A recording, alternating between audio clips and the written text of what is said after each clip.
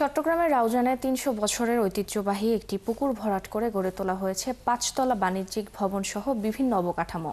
বিগত আওয়ামী লীগ সরকারের ছত্রছায়ায় এলাকার প্রভাবশালী একটি চক্র আইন আদালতের তোয়াক্কা না করে সরকারি জমি দখল করে পুকুরটি ভরাট করে। এতে দুর্ভোগে পড়েন হাজার হাজার মানুষ। গত ৫ আগস্ট ক্ষমতার পট পরিবর্তনের পর সম্প্রতি এলাকার প্রভাবশালী সাবের আহমদ তালুকদার ও মফিজুল রহমান তালুকদারকে আসামি করে থানায় মামলা করেছে পরিবেশ অধিদপ্তর। সাইফুল ইসলাম শিল্পীর প্রতিবেদন। চট্টগ্রাম কাপ্তাই মহাসড়কের রাউজানের পাহাড়তলী সড়কের পাশে ঐতিহ্যবাহী জলাশয়টি এখন শুধুই স্মৃতি। যুগ যুগ ধরে এটি এলাকার মানুষের কাছে চৌধুরী পুকুর নামে পরিচিত ছিল। আশেপাশের ব্যবসা প্রতিষ্ঠান, কলকারখানা এবং এলাকাবাসীর নিত্য প্রয়োজনীয় কাজে ব্যবহার হতো এই পুকুর। সবাই এখানে গা গোসল ধরত, পানি নেওয়া আনা করতো, এখান থেকে খাতো।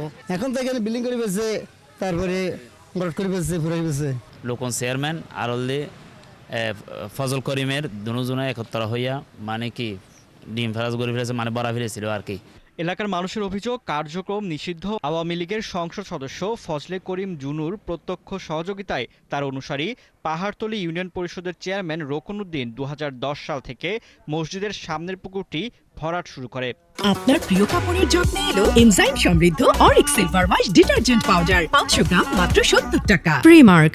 সড়ক ও জনপদের প্রায় ২ একর জায়গা নিয়ে পুকুরটির অবস্থান ছিল। কিছু জায়গা ব্যক্তি মালিকানা এবং বেশিরভাগ সড়ক ও জনপদের জায়গা ছিল জলাশয়টি। পতিত আওয়ামী লীগ সরকারের সময় এই পুকুর সহ আশেপাশের কয়েকশো কোটি টাকার মূল্যবান জায়গার উপর চোখ পড়ে এলাকার ভূমিদস্যু চক্রের। তারা সেখানে গড়ে তোলেন বহুতলা বিপণী কেন্দ্র, DN plaza, hotel, restaurant, school ও খেলার কৃত্রিম মাঠ, টার্ম ও ভাড়াঘর। তারা এমপির সহযোগিতায় কোনো বাধা বিঘ্ন উপেক্ষা করে, সব ধরনের বাধা বিঘ্ন উপেক্ষা করে মসজিদের জায়গা দখল, মসজিদের ঘাট ভরাট, মসজিদের আপনার 2টা বিল্ডিং এখানে ভেঙে মাটির সাথে ঘুরিয়ে দিয়ে পুরা পুকুরের এখন আর চিহ্ন রাখে নাই। প্রশাসনের বাধা সত্ত্বেও ক্ষমতার দাপট দেখিয়ে তৎকালীন এমপির নির্দেশে পুকুর ভরাট অব্যাহত রাখলে মসজিদ কমিটির পক্ষ থেকে তৎকালীন স্বরাষ্ট্রমন্ত্রী সাহারা খাতুনের শরণাপন্ন হয়েছিলেন এলাকার লোকজন। তিনি প্রথমে পুকুর ভরাট বন্ধ করলেও পরে আবারও নির্দেশ দেন। এখানে স্কুল করেছে, একটা রেস্টুরেন্ট করেছে, এগুলো সব রোড সেন্টার হাইওয়ে 63 শতক জায়গায় পুকুরের মধ্যে। পরিবেশ অধিদপ্তর বারবার নোটিশ দিয়েও পুকুর ভরাট কাজ বন্ধ করতে পারেনি। গত ৫ই আগস্ট ছাত্র জনতার আন্দোলনের মুখে সরকার পরিবর্তন হলে প্রভাবশালীরা এলাকা থেকে পালিয়ে যায়। এরপর পরিবেশ অধিদপ্তর বাদী হয়ে তাদের বিরুদ্ধে রাউজান থানায় মামলা দায়ের করেন। পরিবেশ অধিদপ্তর সর্বশেষ ২০২৫ সালে এসে আমি বাদী হয়ে মামলা দায়ের করি রাউজান থানায়।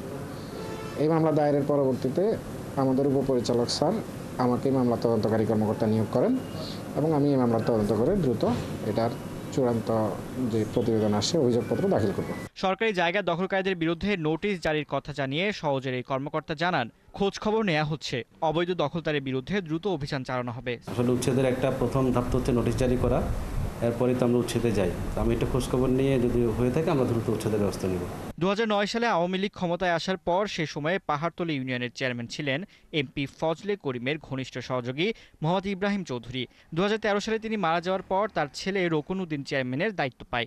মূলত তার সহযোগিতায় প্রভাবশালী সাবের আহমেদ তালুকদার ও মফিজুর রহমান তালুকদার পুকুর ভরাট করে বাণিজ্যিক স্থাপনা গড়ে তোলেন। বর্তমানে 2 দখলদার পালিয়ে গেলেও তাদের পক্ষ হয়ে তদারকি করছেন উপজেলা আওয়ামী লীগের কৃষি ও সমবায় বিষয়ক সম্পাদক রোকন চেয়ারম্যান।